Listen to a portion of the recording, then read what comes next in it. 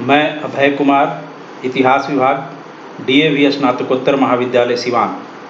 आज हम लोग चर्चा करेंगे पेरिस का शांति सम्मेलन 1919।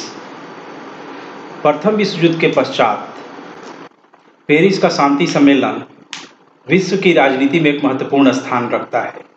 वस्तुतः अगस्त 1914 में ऑस्ट्रिया और सर्बिया के झगड़े को लेकर जो विश्व युद्ध प्रारंभ हुआ था, वह मानव इतिहास का पहला इतना भयंकर और दीर्घकालीन युद्ध था। 11 नवंबर 1918 ईस्वी को जर्मनी और मित्र राष्ट्रों के बीच युद्ध विराम संधि पर हस्ताक्षर होने के साथ ही इस युद्ध का अंत हुआ।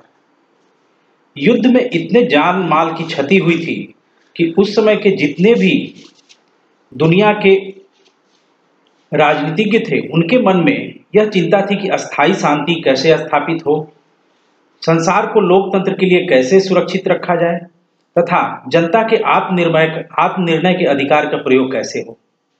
इन्हीं सब प्रश्नों का उत्तर खोजने के लिए दुनिया के जो महत्वपूर्ण देश थे, उनके राजनेता पेरिस में इकट्ठा हुए। लेकिन ऐसा नहीं है कि सभी का दृष्टिकोण एक था। हम पाते हैं कि जहां अमेरिका के राष्ट्रपति विल्सन अपने 14 सूत्री कार्यक्रम को लेकर के आए थे, वो एक आदर्शवादी कार्यक्रम था, लेकिन उनका अपना एक यथार्थवादी दृष्टिकोण था जिसमें वो अमेरिका को शामिल नहीं कर पाए थे।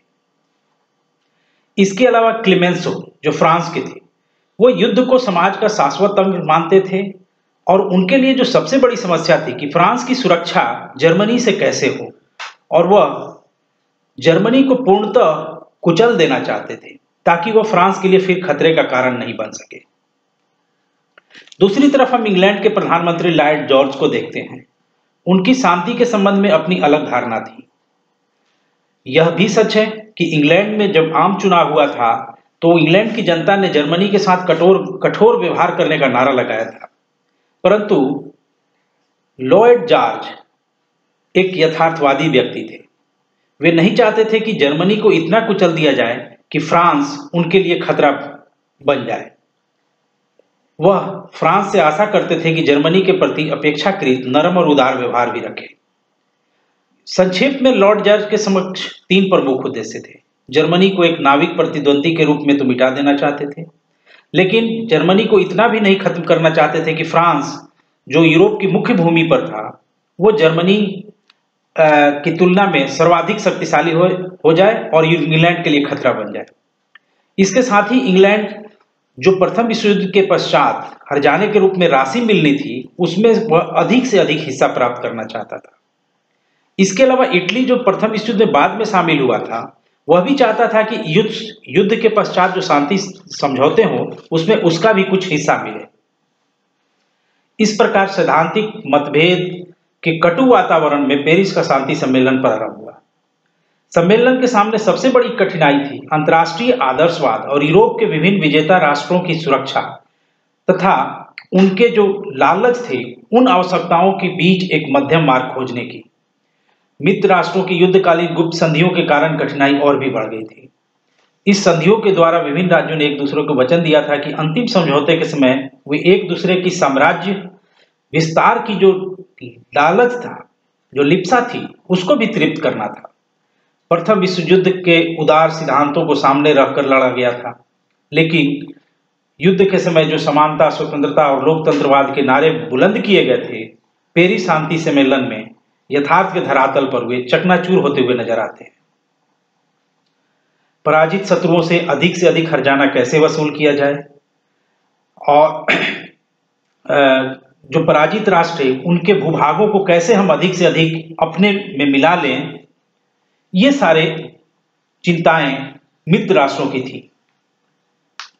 कहने को तो विल्सन की 14 सूत्री जो आदर्शवादी योजना थी, उसको ही लागू करना था, लेकिन वास्तविकता में उनके यथार्थ जो उद्देश्य थे, जो लालच थे और जो पराजित राष्ट्र थे, उनको कुचल देने की जो इच्छा थी, वो प्रमुख तौर पर हावी रही। इसकी सबसे बड़ी झलक वर्साई की संधि में दिखाई देती है, जो जर्मनी के साथ किया गया था। वर्साई की संधि ने जर्मनी को एक तरह से यूरोप में अपमानित भी किया तथा युद्ध का पूर्ण उत्तरदायित्व जर्मनी को ही माना गया। इस वर्साई की संधि के द्वारा जर्मनी ने पुनः एल्सस लॉरेन का प्रदेश फ्रांस को लौटा दिया, जो जर्मनी ने एकीकरण के समय में फ्रांस को पराजित करके हासिल किया था। इस क्षेत्र का पूर्ण निरस्त्रीकरण कर दिया गया। साथ ही यह व्यवस्था की गई कि 15 वर्षों तक मित्र राष्ट्रों की ही सेना वहां पर रहेंगी। जर्मनी की सेना रखने की क्षमता को भी सीमित कर दिया गया। रार, जो कि जर्मनी का एक खनिज पदार्थ का प्रमुख जगह था, उसके संबंध में निर्णय लिया गया कि कोयला की खानों पर फ्रांस का अधिकार रहेगा। इसके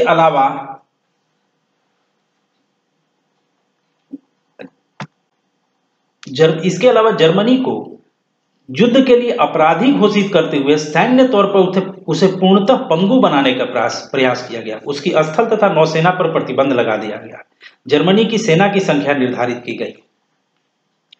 आर्थिक उपायों में उसे क्षतिपूर्ति आयोग का गठन करके युद्ध के हर्जाने के तौर पर जर्मनी पर भारी भरकम हर्जाने की राशि लाद दी गई। इसके अलावा जर्मनी में जो अन्य पराजित राष्ट्र थे, ऑस्ट्रिया के साथ सॉल्जर्मे की संधि की गई, हंगरी के साथ ट्रिनोन की संधि की गई, बुल्गारिया के साथ न्यू वेली की संधि की गई और तुर्की के साथ सेवरेस की संधि की गई, जिसका कि परिणाम हुआ कि तुर्की के खलीफा के साथ हुए अपमानजनक व्यवहार के चलते दुनिया में मुसलमानों ने खिलाफत आंदोलन को भी प्रारंभ कर दिया था। लेकिन एक सकारात्मक परिणाम निकला था और वो था राष्ट्र संघ की स्थापना और अंतर्राष्ट्रीय श्रम संगठन की स्थापना। राष्ट्र संघ की स्थापना इस उद्देश्य के साथ की गई थी कि आने वाले समय में अंतर्राष्ट्रीय झगड़ों का निपटारे के लिए एक संस्था होनी चाहिए और राष्ट्र संघ इस भूमिका को निभाएगा।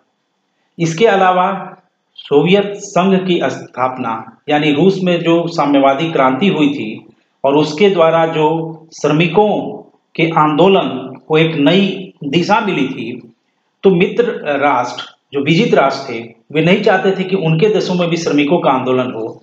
अतः श्रमिकों की समस्याएं इस हद तक न पहुंचे, इसके लिए अंतर्राष्ट्रीय श्रम संगठन की स्थापना की गई और एक कल्याणकारी दृष्टिकोण अपनाने के लिए राज्यों को कहा गया। इस तरह वर्साई की संधि